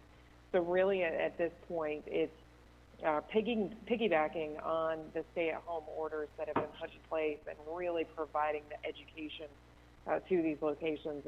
And we are working through the task forces and also through the future planning cell that is within our planning section to try and highlight, okay, what next? There certainly is not a day that goes by that we don't all look at each other and say, what is next that we can potentially plan for, so that if and when the time comes that we have to operationalize that, the plan is already in place. We just have to put the parts together to be able to make it happen. Well, thank you, Leslie and Rod, and I think you both said it really well, that we've all been trying to figure this out day by day, and everybody is just thinking about this all the time, and I think it's thanks to everyone's collaboration and everyone's hard work that we're even have made this much progress, and to the people of Durham. I mean, because at the end of the day, it's about individual responsibility, and this community has really stepped up, and people are, I mean, for the most part, people are taking this very seriously, not just for themselves, but because they know it impacts everyone else. So, we're all in this together, as you said, Rod. So thank you all.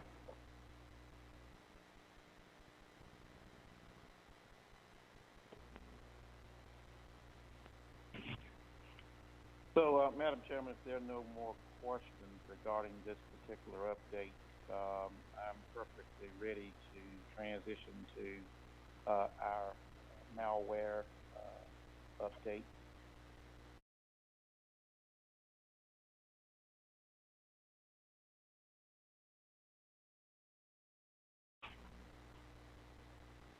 Hello? That sounds good. Yep. Thank you. Okay. Well, as Greg comes forward to just kind of update us on where we are in respect to recovery on the malware attack, I would just want to say that I commend our staff across the board. It's been, in many respects, almost a nightmare. I've managed through a number of different crisis situations during my 30-year career in local government, but never have I had the luxury of managing war rooms at the same time, and of course have something like COVID impact my own personal life, as I've lost 3 family members as a result. And so I want to commend Rod and Joanne and Leslie and Jody and Jim, everybody that's actually been sort of a part of this, but just as hard as they are working in our formalized EOC since March 6th, the same thing has been going on in our war room on the top floor, 200 East Main Street, and it has been a war room because these folks, just like the EOC, have been working around the clock, nonstop, to get our system back to where we need to have it in order to be functional. And so I want to commend Greg and his staff as well before we get started. Greg? Yes, sir. Thank you, County Manager, and good evening, Board of County Commissioners.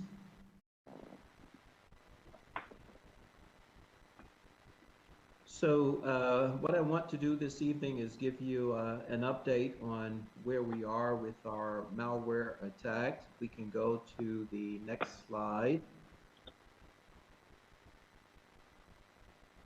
So just a little bit of background, and I'm sure we all are aware, as the County Manager mentioned, on March 6, the evening of March 6, 38 days ago, Durham County government experienced a ransomware attack. And as I mentioned in my last update, ransomware is a form of malware or malicious software that encrypts a victim's file. And as I stated before, this malware attack is very similar to what happened back in 2019 in New Orleans, where they actually declared a state of emergency. That's how serious it was. And the type of malware is called Ryuk. It's been around now since the beginning of 2019, and it has affected several municipalities. And as we know, this one affected both the county and the city of Durham. If we go to the next chart, I put this together just to give you all a sampling of state and local government ransomware stories from 2019. This is just a continuation of what's going on. As you can see, Louisiana government had to declare a state of emergency. New Orleans declared a state of emergency. Last year, 22 Texas towns were hit with ransomware. Hackers, hit Baltimore, and I think we all know, how serious the Baltimore attack was. And believe it or not, they are still in restoration phase. Several municipalities in Florida was hit with ransomware, and several of them also paid the hackers. Mississippi was disrupted by ransomware, and we know not too long ago, our fellow county not too far away from us, Orange County, was also hit with a ransomware attack. So this is not something that's unique to Durham County. Everything that I'm reading now says ransomware attacks are on the increase as a result of this COVID-19. Particularly, hospitals are being hit hard with ransomware attacks. And what the bad actors are also doing at this point in time is taking advantage of everyone who's working from home and maybe using insecure connections back to their networks. If we can go to the next chart. So this gives us a little bit of an update on where we are today. As I said before, this has been an all hands on deck, around the clock, 24/7 exercise for IS&T over the last 30 days.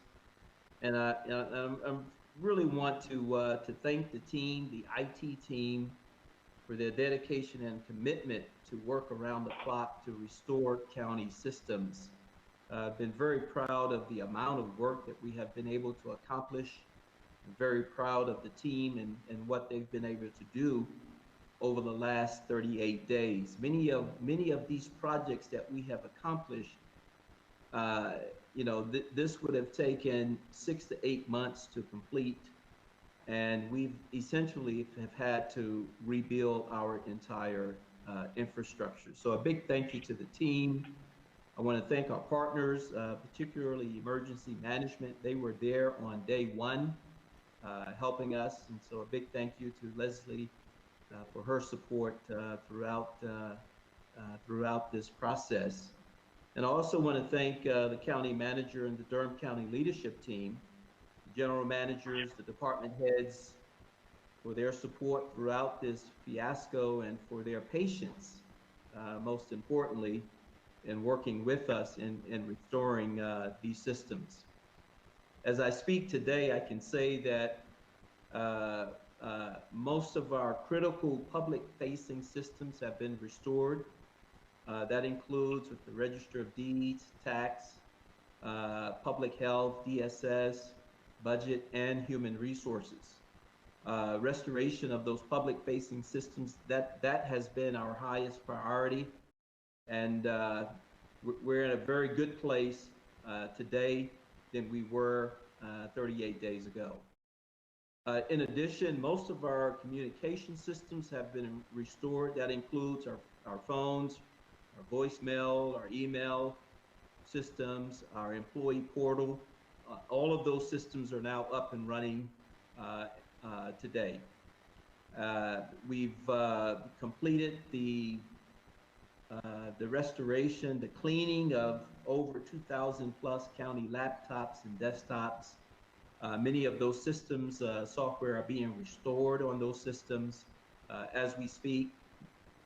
Most of those systems, they're pushing out software. So one of the challenges as a result of COVID-19, many of those systems are not connected to our network, and so to get those updates, we're having to work around the clock to make sure employees receive those updates. In addition, nearly 300 servers, 800 databases, and over 2 million documents have been scanned to ensure systems, servers, and data, the data on those systems are clean. Most of our business systems we've turned over now to the business departments, and those departments are actually doing their work. They're validating the data before we open those systems up to the rest of the county population. And as I said before, we've completely rebuilt our infrastructure environment, adding new security enhancements to minimize the severity of possible future attacks. And what this means is that we have, if you think about it as a rope with a knot in it, and bringing these systems back online, we have really tightened the knot as tight as it can get. And what we do from there is, depending on how it works out, we will loosen that knot a little as we run into challenges. But I can tell you, we've taken some steps to really tighten up on our environment from a security standpoint. We go to the next chart, the last chart. So again, restoration work is still continuing. As I said before, we approach it from a core systems, working on our core systems first, and then we, the next approach would be to look at our enterprise systems. And once we get our enterprise systems restored, then we start to look at those individual domain-specific, department-specific applications. So we're still in the restoration phase of getting out of this challenge that we're in. In addition, we're focusing on some COVID-19 system changes that are required.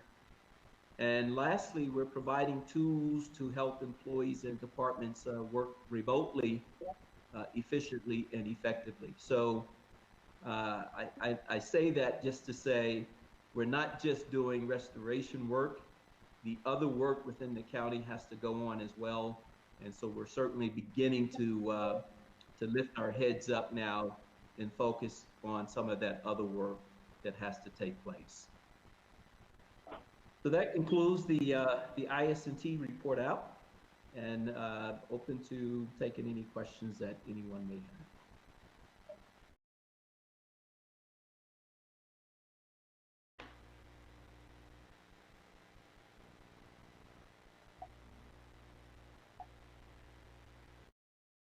Madam Chairman, the floor is open for questions.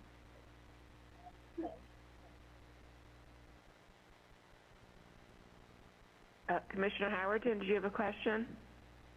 I think we're having trouble. What was that? What you said? I didn't know if you wanted to ask Greg a question. No, I'm good. Thank you, Greg, for all your work and your staff. This has been, I said, called double whammy. 2 viruses at one time. That's what's called double. It certainly is a first for me.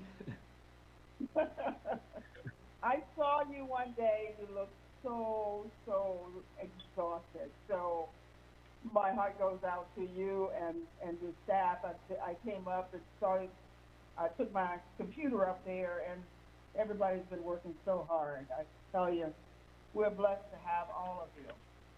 Thank you.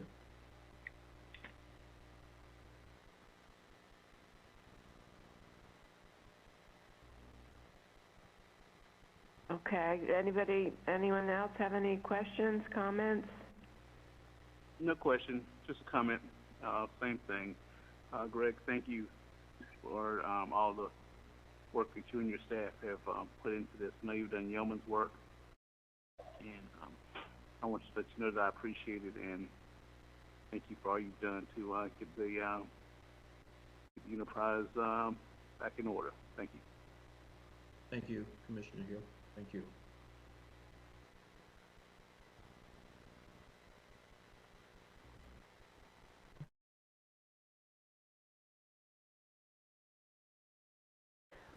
Well, I just want to echo everyone. Your description of everything that people have been doing is really mind-blowing.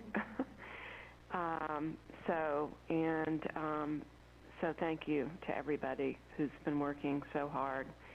And Greg, I know that we'll have a better system than that. The silver lining is that it will be better than we were before, right? Yeah. When do you expect to, would you say, I know you said, something like this could take 6 to 8 months really to really fully recover. Do you have any expectation of like when you'll feel comfortable saying, I feel like we're really, I can say we're fully recovered? Do you have any idea of what kind of time frame that would be? So I think in terms of what we call our P0, which is basically infrastructure-related kinds of things, we're about 90% complete with that, and so we'll certainly be done with that within the next 30 days. Our P1 are those applications that directly impact citizens, and we believe we're probably in the 70% range in terms of restoring those, and so I think over the next 30 days we'll be done with that. Some of that has a dependency on the city as well, because we do share in some of these applications. And then our P2 is our enterprise applications, things that I talked about this evening, like email, voicemail, those kinds of services that affect all employees. We're probably pushing around 90% complete there. And then I think the last area is our P3, which are those department-specific, unique types of applications. That's probably going to take a little bit longer than everything else, and that'll be our last kind of focus area. So I would say over the next 60 days, we should be done with this, if not sooner. Well, thank you, and I do hope that we can maybe get to the point where people aren't having to work around the clock, because I know that there's burnout that's already happening with many different departments and staff, and I do think people have to pace themselves. So I hope that maybe if we're not at the crisis point, people, maybe we'll not have to do that. So, but I appreciate that, and I know burnout is something serious that we need to be aware of. So, and your staff works so much behind the scenes, and they don't get the credit from all of us and from the public. So please express our gratitude to everybody who's been working so hard. Thank you. Thank you. I sure will. Thank you.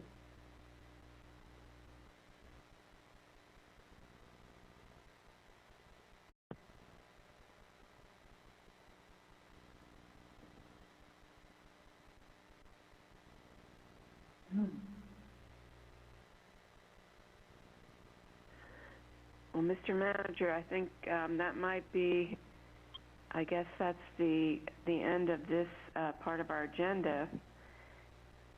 I don't know if there's anything else that you wanted to say at this point, or? No, I don't have anything else, Madam Chairman. Okay. Okay. So we will move on in our agenda to the closed session. The board is requested to adjourn into closed session for the following: to discuss matters relating to the location or expansion of industries or other businesses in the area served by the public body, including agreement on a tentative list of economic development incentives that may be offered by the public body in negotiations pursuant to General Statute 143-318.11A4. So moved. Second. Moved by Commissioner Reckow, seconded by Commissioner Howerton. All those in favor, please say aye. Aye. Any opposed? We're unanimously adjourned into closed session. And Monica, do you want to give everyone instructions about how we're doing this?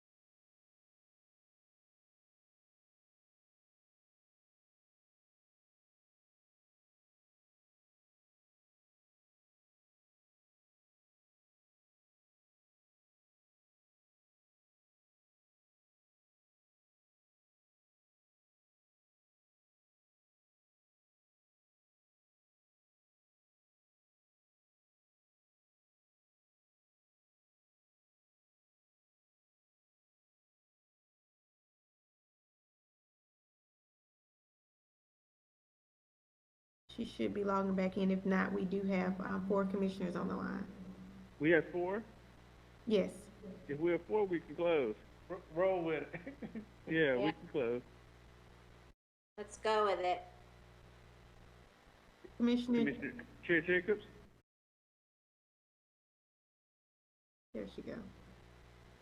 Okay, so we have adjourned from closed session and given direction to staff. I would entertain a motion to adjourn. So moved. Second.